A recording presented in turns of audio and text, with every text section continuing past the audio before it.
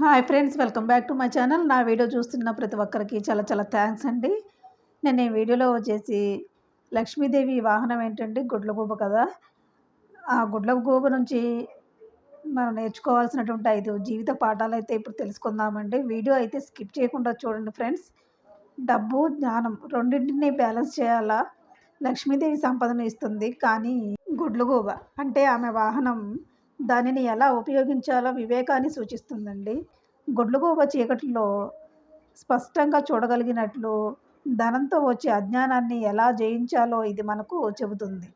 ఈ అద్భుతమైనటువంటి దేవతా వాహనము మనకి నేర్పే 5 కీలక పాఠాలు ఏమిటో తెలుసుకోవడం ఆసక్తికరం. గుడ్లగూబను సంస్కృతంలో ఉలూకం అంటారు. లక్ష్మీదేవి సంపద, ఐశ్వర్యాన్ని సూచిస్తుందండి. గుడ్లగూబ ఆమెకు వాహనం కావడానికి ముఖ్యంగా 2 ప్రధాన కారణాలైతే ఉన్నాయండి. లక్ష్మీదేవి సంపదకు, ఐశ్వర్యానికి దేవత. అయితే ఆమె వాహనం గుడ్లగూబ కావటం వెనక లోతైనటువంటి ఆధ్యాత్మిక అర్థం దాగి ఉంది. సాధారణంగా అశుభంగా భావించే గుడ్లగూబను లక్ష్మీదేవి ఎందుకు తన వాహనంగా ఎంచుకుంది? ఈ వాహనము సంపద, వివేకానికి సంబంధించి మనకు నేర్పే ముఖ్యమైన జీవిత పాఠాలు ఏమిటో చూద్దామండి. సాధారణంగా గుడ్లగూబను జ్ఞానం, వివేకం, తెలివితేటలకు చిహ్నంగా భావిస్తారు. లక్ష్మీదేవి కేవలం ధనం మాత్రమే కాదండి. ధనం ఏ విధంగా సంపాదించాలి, దాన్ని ఎలా కాపాడుకోవాలి అనే వివేకాన్ని కూడా సూచిస్తుంది. ధన వినియోగ విచక్షణ సంపద పొందినప్పుడు దాన్ని అజాగ్రత్తగా ఖర్చు చేయకుండా సరైన మార్గంలో అంటే వివేకంతో ఉపయోగించాలని గుర్తు చేస్తుందండి. వివేకం లేకపోతే సంపద అనేది త్వరగా నశించిపోతుందన్నమాట. గుడ్లగూబ రాత్రిపూట నిశ్శబ్దంగా ఏకాగ్రతతో లక్ష్యాన్ని గమనిస్తుంది. సంపద సంపాదించేటప్పుడు నిశ్శబ్దంగా ఏకాగ్రతతో ప్రయత్నించాలి అని అనవసర ప్రచారం చేయకూడదని దీని అర్థం అన్నమాట.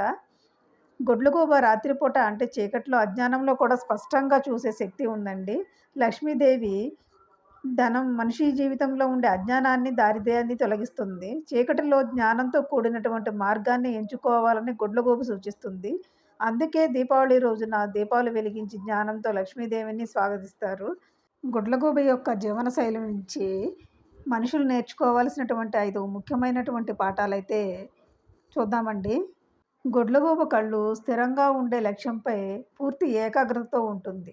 చుట్టూ గందరగోళం ఉన్న ముఖ్య లక్ష్యం పైన మాత్రమే దృష్టి పెట్టాలి.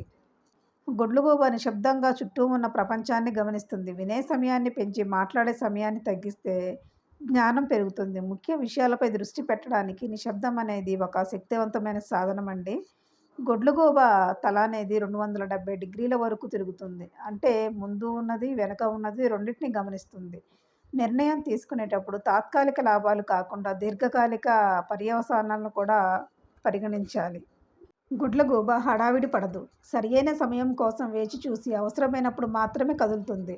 ముఖ్యంగా డబ్బు విషయంలో తొందరపాటు లేకుండా సరైన పెట్టుబడి కోసం వేచి ఉండాలి. గుడ్లగూబ రాత్రిపూట పనిచేస్తుంది.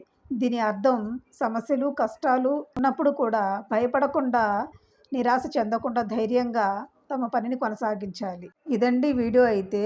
లక్ష్మీదేవి యొక్క వాహనం గుడ్లగూబ నుంచి మనుషులు నేర్చుకోవాల్సినటువంటి జీవిత పాఠాలు. మీకు ఈ వీడియో కనుక నచ్చితే తప్పకుండా లైక్ చేయండి, అలాగే షేర్ చేయండి. సబ్స్క్రైబ్ చేసుకోవడం మాత్రం మర్చిపోవద్దు friends. Thank you so much for watching అండి.